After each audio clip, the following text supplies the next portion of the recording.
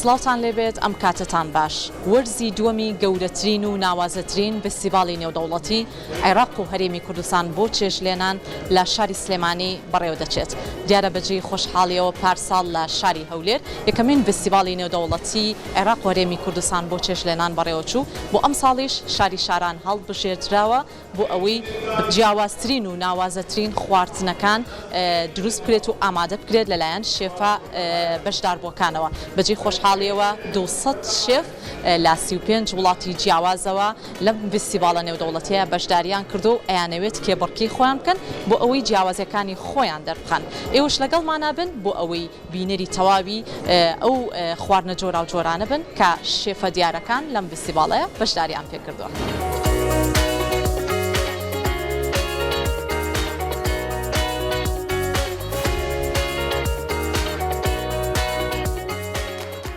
بە چاودێری بەڕێز قوبات تاڵەبانی جێگری سەرۆکی ئەنجومەنی وەزیران و بە سەرپەرشتی دەستەی گەشت و گوزار و بە هەماهەنگی بەڕێوەبەرەتی گشتی گەشت و گوزاری سلێمانی و ڕێکخراوی بەغداد بۆ پەرەپێدانی خزمەتگوزاری گشتی و ماڵی شێفەکانی کوردستان و سپۆنسەری میدیای دەستگای میدیای کورسات وەرزی دووەمی فستیڤاڵی عێراقی نێودەوڵەتی و هەرێمی کوردستان بۆ چێژلێنان لە سلێمانی بەڕێوە دەچێت کە تێیدا زیاتر لە 200 شێف لە 35 وڵاتی جیاوازەوە بەگەرمی پێشبڕکێ دەکەن کە ببنە خاوەنی بەتامترین ژەم.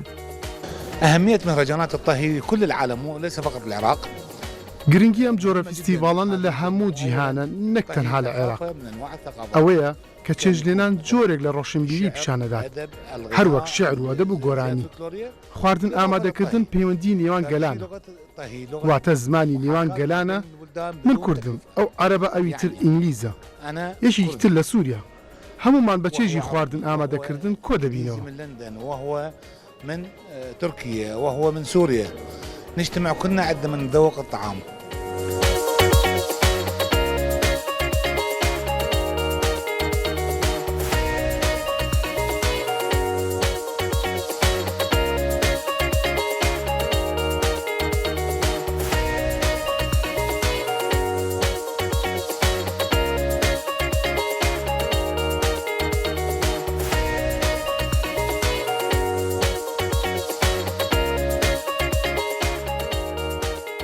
طبعا اما كأو فستیڤال دروست دەکەین حەزمان لێیە ئەو شێفانە وەکو شێفەکانی جیهان دەرکەون.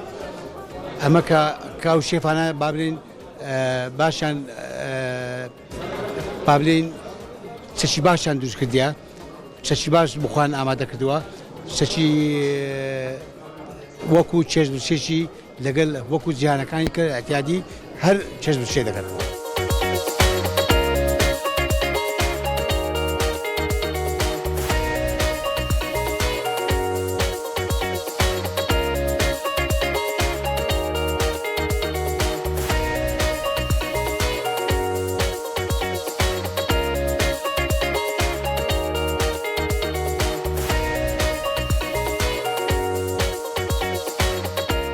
دروستکردن و ئامادەکردنی خواردن و شیرینیە جۆرا و جۆرەکان بە شێوازێکی جیاواز و سەرنجڕاکێش و دیزاینی جۆرا و جۆر بۆ تەجێی سەرنجی ئامادەبوانی ئەم فستیڤاڵە.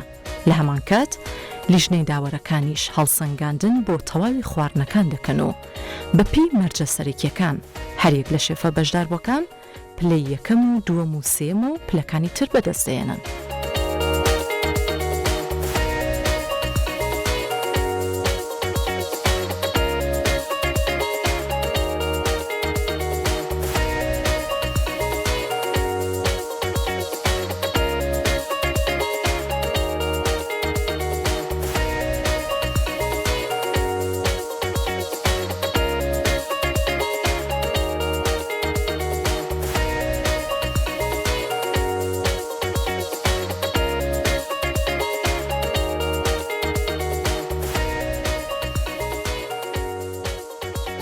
احنا نشتغل على وفق سياق عالمي. ئێمە لەسەر بنەما جیهانەکان کارەکەین کە لە هەموو جیهاندا کاری لەسەر دەکرێت.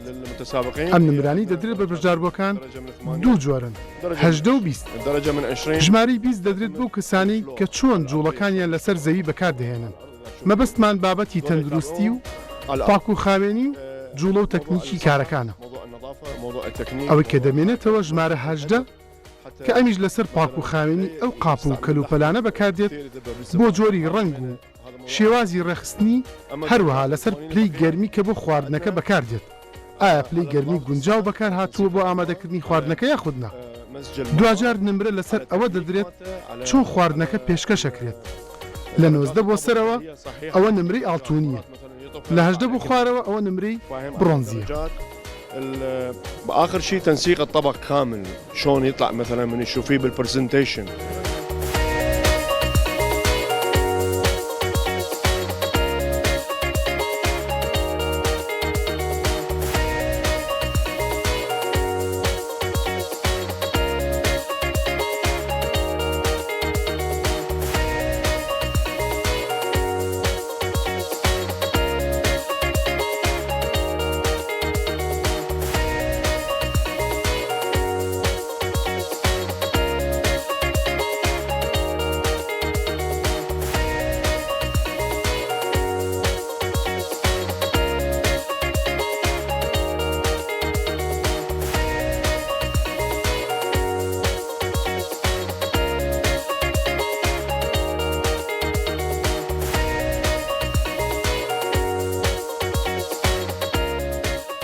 شێفە بەشداربووەکان وێڕای دەستخۆشیان بۆ ڕێخستنی ئەم جۆرە فستیڤاڵانە لە هەمان کات بەشداریکردنیان ئەزمون و سەلیقە و توانای کارکردنیان دەخاتە ڕوو.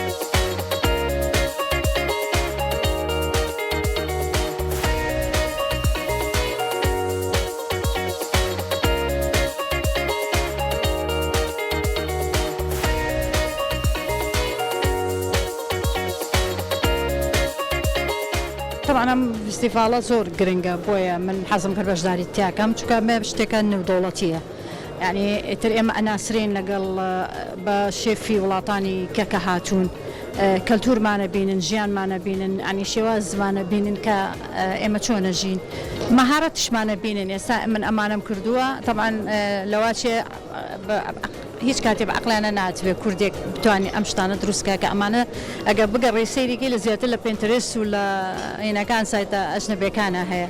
بەس من ئەمانە هەمووی خۆم بەدەستی خۆم دروستم کردوون و هەموو ئیشیشی دەستە و هەمووشی ئەخورێت. یعنی ئێستا من کە پێنج سەیریکەن شتێکی سەیرە بەلایەنەوەوانێ زۆر شانازیە بۆم.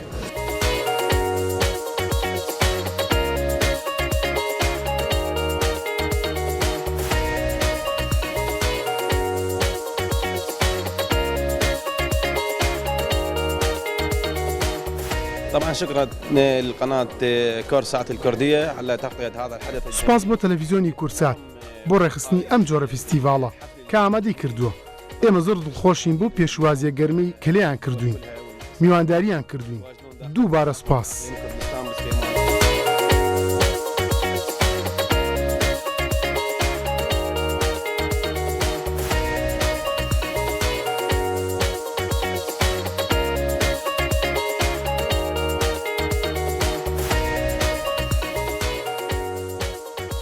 بێگومان بەڕێوەچوون و ئەنجامدانی دووەمین فستیڤاڵی نێودەوڵەتی عێراق و هەرێمی کوردستان بۆ چێژلێنان لە شاری سلێمانی بایەخ و تایبەتمەندیەکی زۆری هەیە، چونکە لەلایەک هەم بۆ بەهێزکردنی شێخانی ئابووری وڵات و کەرتی ئابووری زۆر گرنگە، لەلایەکی تریش بۆ لایەنی گەشت و گوزار تایبەتمەندی خۆی هەیە.